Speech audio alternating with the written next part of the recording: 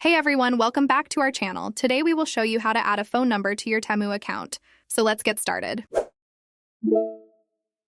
Open the Theme app on your smart device and make sure you are signed into your account.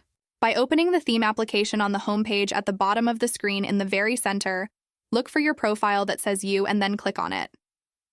Then on the new page in the upper right corner of the screen, look for the hexagon-shaped setting option and click on it. By clicking on the setting option, on the next page, look for account security and then click on it.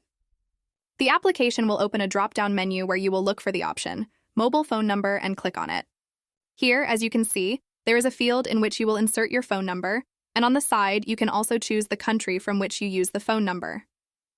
By entering the phone number, all that remains is to click on the Submit option, and the application will send you a verified code that you will enter in the empty fields, usually 6 numbers. And that is that. By following these simple steps, you can easily add a phone number to your Temu account.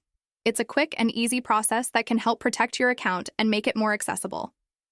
If this guide helped you, give it a thumbs up and don't forget to subscribe to our channel for more app tips and tutorials.